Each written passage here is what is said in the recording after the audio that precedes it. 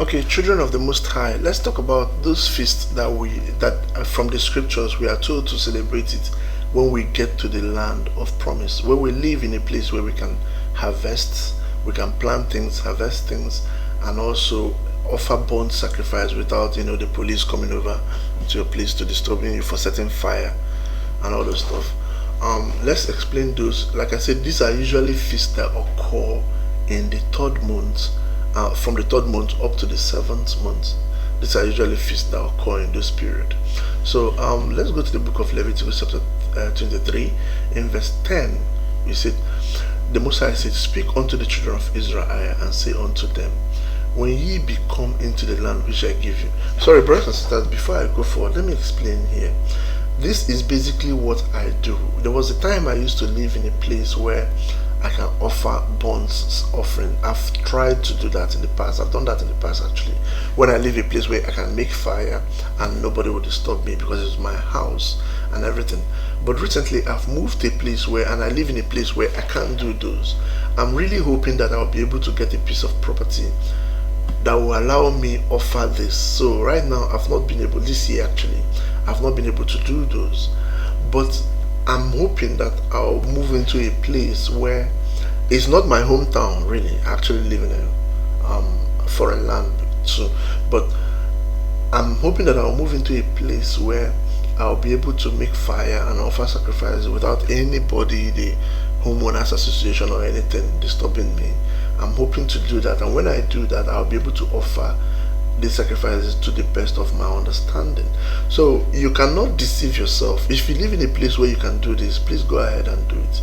If you live in a place where you can't do this, all you need to do is to observe the feast that day.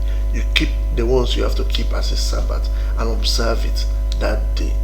Okay, a lot of people complain, oh, these feasts are too much, kill this bullock, offer this thing. But they do the same things for Christmas. If you're a Christian, people that celebrate Christmas, they kill the same animals and do the same thing. Okay, so let's continue here. We'll be talking about those feasts that the Most High said that when we come to the land of promise, and you will see why those feasts are so, because they involve some kind of logistics.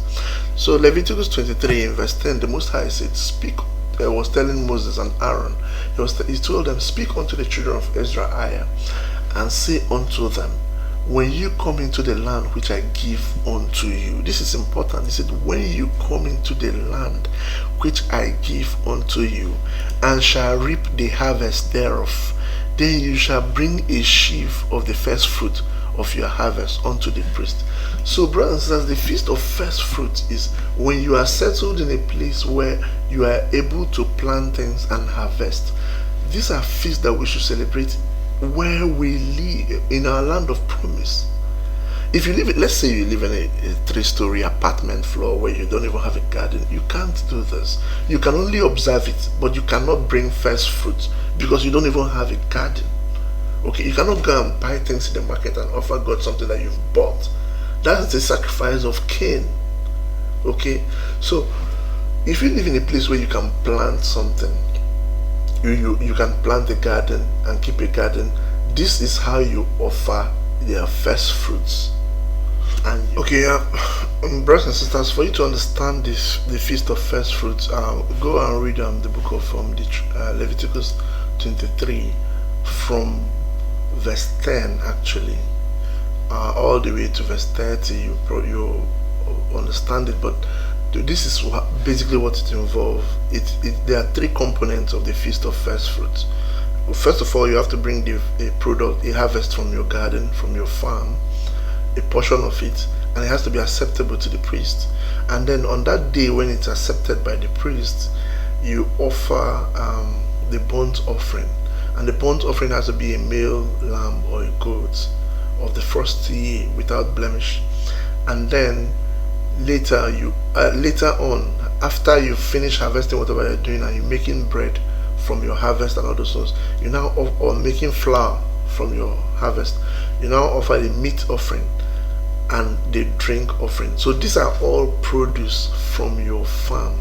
You don't just go and buy it in the market to offer. These are all, but the meat offering, which is like I said, the mixture of flour and oil, and the drink offering. These are all things from your farm, and this is why the Most High said we do this when we come into the land that He has promised us, when we live in a land where we can do this. Okay, so the meat offering, like I said, is a mixture of a tenth of fine flour mingled with oil, and I will explain that. If you look at the book of Jubilees, that's basically the sacrifice that Abraham was offering. So for those who live in a place where they can't do this, you have to observe them. You probably cannot set up fire to offer burnt sacrifice, but observing them counts. Okay, so that's it there in the book of Leviticus chapter 23 from verse 19. It explains those. Now let's go to the book of Jubilees and see where Abraham explained this offering to his sons. I'll be reading the book of Jubilees chapter 21.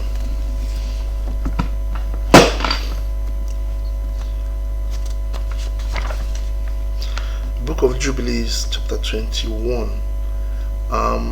Let's read verse 1 first of all. It said, in the 6th year of the 7th week of this Jubilee, Abraham called Isaac his son and commanded him, saying, I have become old.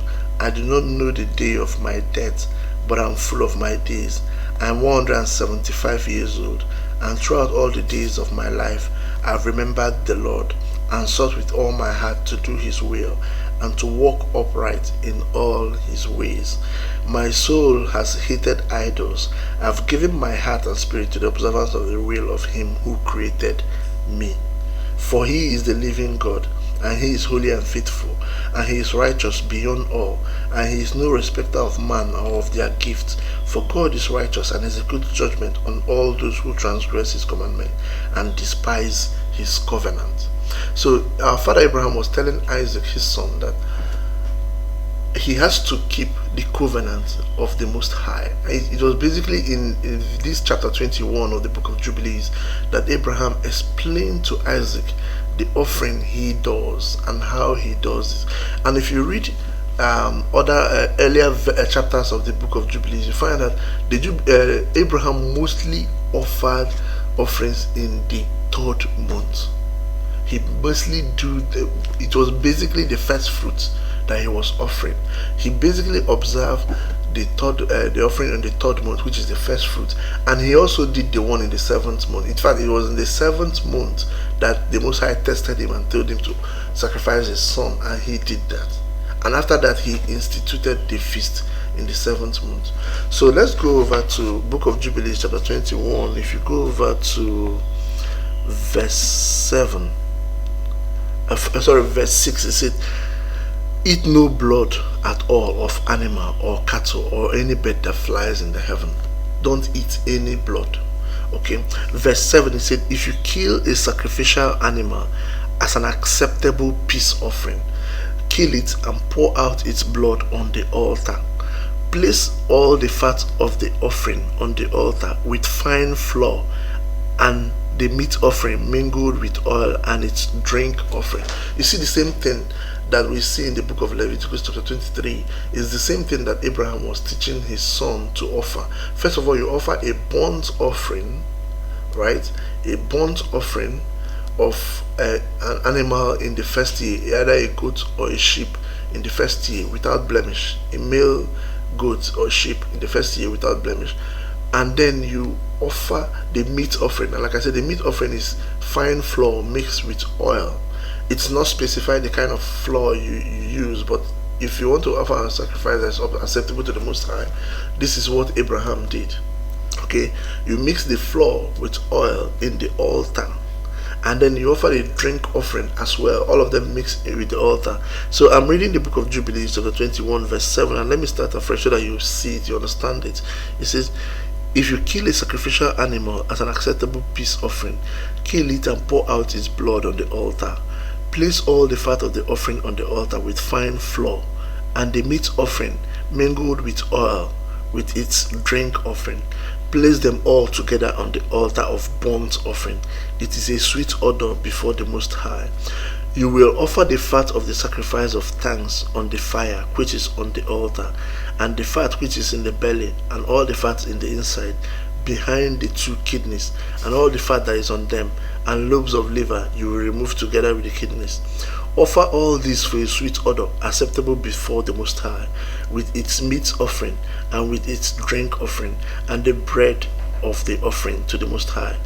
Eat its meat on that day and on the second day, but do not let the sun go down on it until it is eaten. So basically, this offering you are offering to the Most High, you also eat it. You also eat it as well. It's like a feast. You offer a portion of it in a burnt offering, and the other ones you eat them. And the Most High, and here Abraham explained that we should eat it in the first day and the second day. However, by the third day we shouldn't eat of it again. He said, "Let nothing be left over for the third day, for it is not acceptable. Let it no longer be eaten, and all who eat it will bring sin on themselves. For thus I have found it written in the books of my forefathers, and in the words of Enoch, and in the words of Noah." So Abraham said this is what he has seen in the books of his ancestors. Noah has told him that, and Enoch has said the same thing.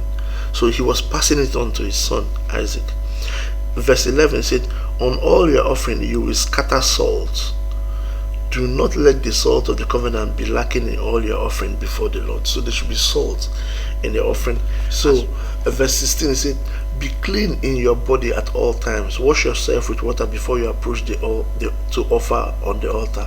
Wash your hands and your feet before you draw near to the altar. And when you are done sacrificing, wash your hands and your feet again." Verse 17 it says, "Let no blood appear on you or on your clothes. Be on your guard against blood, my son. Be on your guard continually and cover it with dust." If you read the book of Jubilees, in the early book of Jubilees, I think chapter 5 and chapter 6, Noah told the same thing to his son. Do not let yourself be found with blood, or in your habitation. Whenever you see blood, you cover it with dust, because the blood contains life. The blood contains life. The issue of eating blood and drinking blood is a no-no in the Hebrew practice, brothers and sisters. It's a no-no. So we have seen here in the book of Jubilees how Abraham offers his own feast, which is basically the feast of first fruit that is done on the third month. And you can go and read you can go and read the rest of the book of Jubilees to see this. For instance, in the book of Jubilees chapter 22 verse 1, you see that Isaac actually came back home, because by that time he was not at home. He came back home to offer this feast of first fruit with his father, and that was just about when Abraham was about dying. Anyway, he came back, and even Ishmael came back to offer this feast of first fruit in Beersheba with his father. So it's this feast of first fruit, like I said, is feast that you do where you can do it. It involves things that is done.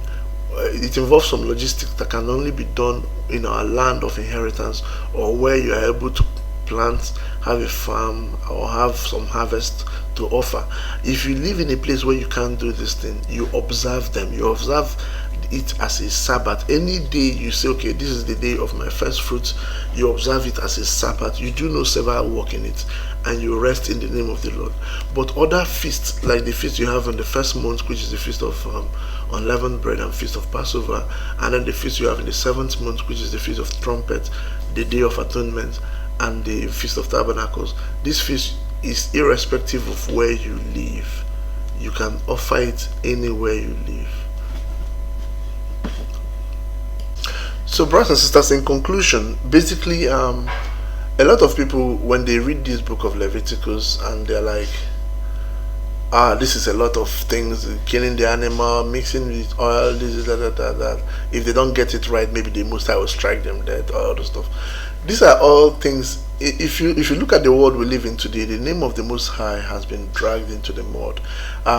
The Christians, they say the God of the Old Testament is unforgiving, that can strike somebody dead, and they paint the Most High as someone that is just evil and waiting to kill somebody. Brothers and sisters, this is not the God of Abraham. The God of Abraham is a God that understands. He sees everything even before you were born. He sees the condition you're going to live in, you're going to be born in. He knows that this information is going to come to you, and he knows the circumstances that you're going to be living in. So if you can offer any of these sacrifices, please go ahead and do that. If you cannot, please go ahead and observe that day. Observe the day. When our ancestors were taken into Babylon, they weren't offering this, but they were observing the Sabbath. If you read the book of Daniel, which is the prophet that people call Daniel, he wasn't offering the male sheep on the first year or on the second year, no, but he was observing the Sabbath of the Most High, even from Babylon. Okay, even the story of Abraham, before the Most High tempted him to sacrifice Isaac, Abraham stayed for over 32 years. Since Isaac was born, for over 32 years he offered no offering to the Most High. Okay, so this is not like if you don't do it, the Most High is going to strike you dead. No, but Abraham did not offer this, and Satan went and told the Most High that, look, Abraham has forgotten you. And the Most High said, okay, fine, let me test him to see if he's still my man or not. And the Most High tested Abraham with his only son Isaac, and he did not his only son anyway, with his beloved son Isaac, and he did that. He passed the test with flying colors. Okay, so a lot of people also say that this feast is too much, killing the bullock, do this, and offering the burnt offering, the meat offering, the drink offering, is too much. But these are things that people who celebrate pagan feasts do.